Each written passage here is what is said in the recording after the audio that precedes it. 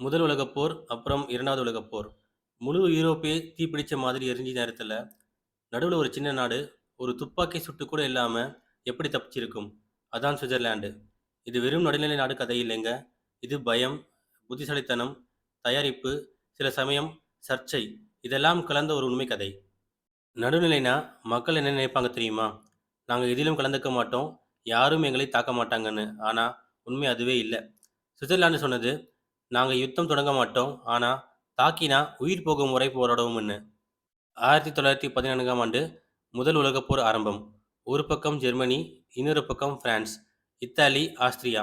எல்லாம் சுவிட்சர்லாந்தின் பார்டர் பக்கத்துல தான். நாட்டுக்குள்ளேயே பிரச்சனை. ஆனா சுவிட்சர்லாந்து என்ன செய்தாங்க தெரியுமா? உடனே ராணுவத்தை எழுப்புனாங்க. லட்சக்கணக்கான வீரர்களை பார்டர்ல நிறுத்துனாங்க. நாங்க யுத்தம் செய்ய மாட்டோம். ஆனா எங்க நாட்டுக்குள்ள காலடி வச்சா, அதுதான் கடைசி காலடின்னு எதிர்த்து நின்னாங்க. யுத்தம் நடந்துகிட்டு இருக்கும்போது, சுவிட்சர்லாந்து என்ன ஆனது தெரியுமா?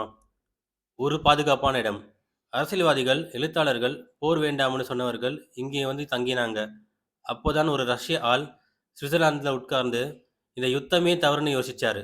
அவர்தான் பிறகு ரஷ்யாவையே புரட்டி போட்டவர். முதல் உலகப் போர் முடிஞ்சதும், சரி இனி அமைதின்னு நினைச்சாங்க. ஆனா 1930கள்ல ஈரோப்ல இன்னொரு பயங்கர காற்று. பாசிசம், நாசிசம். சுவிட்சர்லாந்து இப்போ பயப்பட ஆரம்பிச்சுது. இன்னொரு போர் வந்தா இந்த முறை தப்பிக்க முடியுமா என்று யோசிச்சுது. 1939ஆம் ஆண்டு 2ஆம் உலகப் போர். 3 நாள்ல முழு நாட்டையும் ராணுவ நிலைக்கு கொண்டு வந்தாங்க. கொஞ்ச நாள்ல பார்த்தா சுவிட்சர்லாந்து முழுக்க எதிரிகள் சூழ்ந்த நிலை. நாசி ஜெர்மனி எல்லா பக்கமும். ஜெர்மனி கிட்ட சுவிட்சர்லாந்தை ஆக்கிரமிக்க திட்டமே இருந்துச்சு. ஆனா ஏன் உள்ள வரல? இதுதான் கதையில மிக முக்கியமான பகுதி. சுவிட்சர்லாந்து என்ன செய்தது தெரியுமா? நாட்டை மலைக்குள்ள மறைச்சு வச்சிருந்தாங்க. இப்பதான் முக்கியமான ஒரு விஷயம். சுவிட்சர்லாந்து உருவாக்கின திட்டம் தான் நேஷனல் ரெட்யூட். இதோட அர்த்தம் என்ன தெரியுமா? எதிரி வந்தா நகரங்களை காப்பாத்த வேண்டாம், மலைக்குள்ள போயிடுவோம். ஆமா, நகரங்களை விட்டே கொடுத்துடுவாங்க. ஆனா மலைக்குள்ள ரகசிய கோட்டைகள், பங்கர்கள், துப்பாக்கி மையங்கள், ரயில் பாதைகள், வெடிக்க தயாராக இருக்கும் சுரங்கங்கள், ஒரே பட்டன் அழுத்தினா முடிஞ்சுச்சு. அதாவது எதிரி உள்ள வந்தாலும் அவனுக்கு சாப்பாடு இல்லை, பொருள் போக்குவரத்து இல்லை, வெளியே போக வழியும் இல்லை. ஒரு பெரிய சிக்கல்.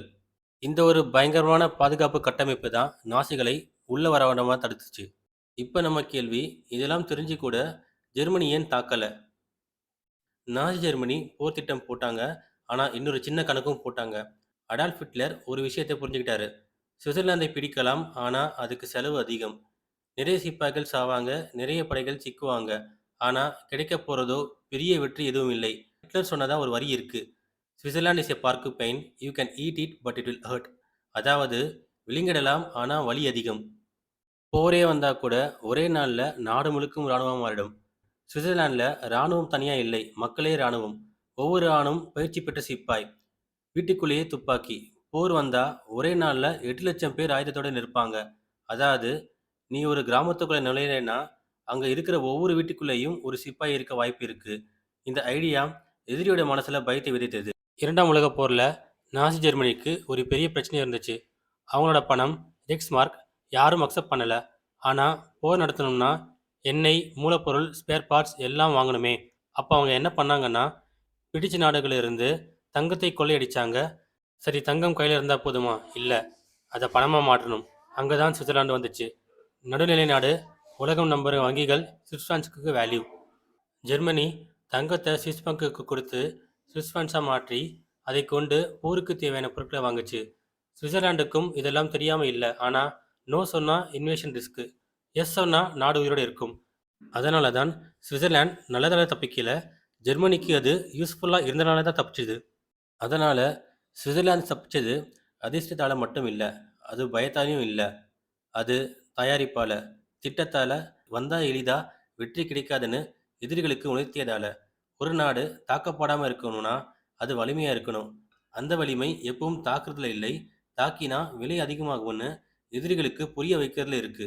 சுவிட்சர்லாந்து நமக்கு சொல்லித் தந்த ஒரு பாடம் இதுதான். அமைதி வேண்டும்னா அதுக்கு புத்திசாலித்தனம் வேண்டும். ஆனா அதுக்கு பின்னாடி தயாராகவும் இருக்கணும். இந்த மாதிரி பாதுகாப்பான கட்டமைப்பு கண்டிப்பா வேணுன்றத நமக்கு உணர்த்திருக்கு. இது போன்ற பல சுவாரஸ்யமான நிகழ்வுகளை தெரிந்து கொள்ள நம் சேனலை பின்பற்றுங்கள். நன்றி, வணக்கம்.